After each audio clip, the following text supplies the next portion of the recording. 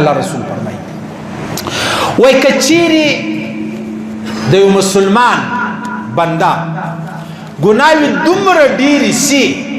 چې دا ګناوي وډې یو پر بل لکه موږ چې خښتې وډو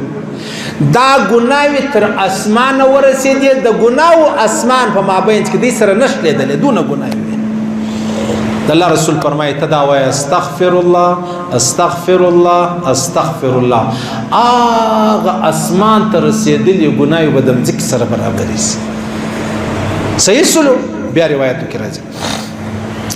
وای شیطان و الله ته ویلې ول ستا په لویو عظمت زما قسم چې زبا ستا بندگان هیڅ حال کې پرې نردم چې ستا د لارې مې اړولې نه ستا په جلال او په عزت او په عظمت زما قسم زبا ستا بندگان پرېږدم نه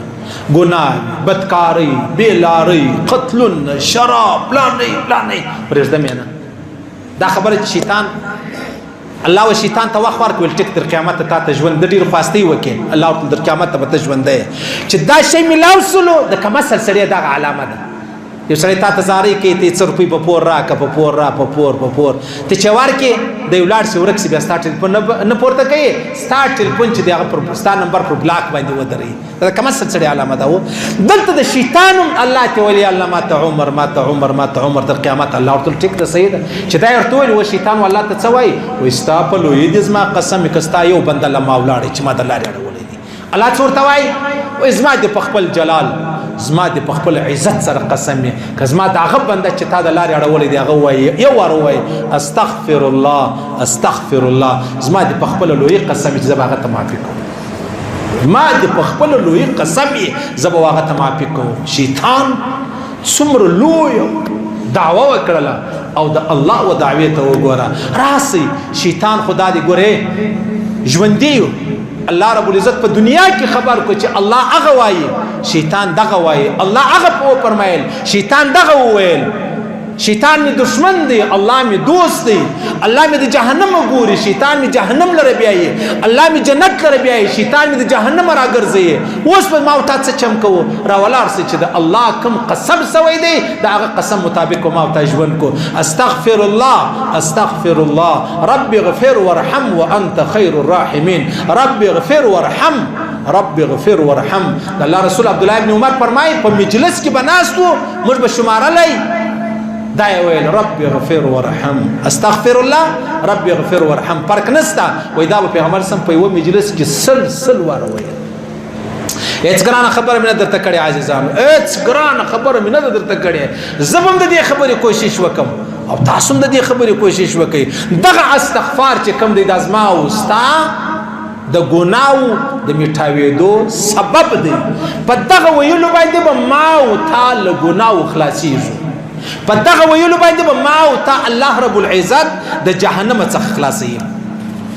بیا روایتو کې راځي الله فرمایي ولا تلقوا بأيديكم الى التهلكه تاسو خپل ځانونه ما هلاکوي تاسو خپل ځانونه هلاکت ته ما اچوي بربادي ته ما اچوي تباہي ته ما اچوي یو سړی رالی د حضرت براء رضی الله تعالی عنہ څخه پوښتنه وکړه ول د دې آیات څه معنا ده دا معنا ده چې وسل کسان کافران دي تی واځي وسورلې وروره معلومه ده چې هغه سل دي تی واځي نو هغه به تاوج دي تابه خوږی تابه خرابي دا معنا ده براء رضی الله تعالی عنہ نه دا معنا نه ده معنا دا د الله فرمایي وای کله تا ګناه وسوه بیا د ګناه څخه معباد تر ولاړ سوال ته کرا کښینه چې خدای ما نه بخشي دغه هلاکت خپل ځان په هلاکت کې ما اچو یعنی ګناه لما او تا وسوله و د ګناه بعد مجوي یار چیرې می خدای بخشي کله به می بخشي ولی به می بخشي دوزخ لره بځو خامخا بځو یوار به د دوزخ ور وینو براء رضی الله تعالی عنہ فرمایي چې الله فرمایي تاسو ځانونه ما هلاکوي هغه وجه داده هغه تور مقصد دادی چې تدامه وای چې الله به ما نه بخشي هغه دادی چې ګناه در څخه وسو خدای خبر ما و بخشي کمه نه و بخشي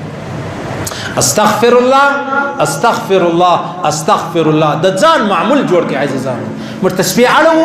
تسبیح یو خدای خلک بیان کوم تسبیح اړ اسما خو الله جب نه پاس ورته تنګس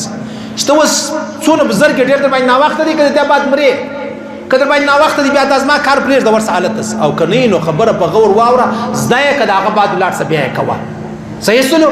تی بدر وځي سړی نه دی چې سالم په خیمه پر هغه ځای ورسره خوري هم ډوډۍ په خیمه پر هغه ځای ورسره خوري ډوډۍ په حق کې راوایه د دسترخوان اوار کې تیاری وکړي بیا ورته کښېني سالن پوخ یا خواري او تکلیفونه ګرځوي چې بیا راځي په پلیټ کې کښېږي قرار ورته کښېني خوري زموږ هغه دلته زده کوي دلته ورسره وایي دلته زده کوي دی نه چې دا پکې زده کم دی وای بس وای نو ټیک ده صحیح ده آیا بیانم اورېده د شیطان دوکه ده ته چې ولاړ سي یو ټکی به دې هم په یاد نه یو ټکی به دې په یاد نه نو لہذا د الله رسول فرمایي تاسو څه کوئ په دا وخت کې تاسو ذکر چې لا اله الا الله دې دا ډېر وایست او تاسو څه کوئ تاسو استغفار ډېر وایست استغفر الله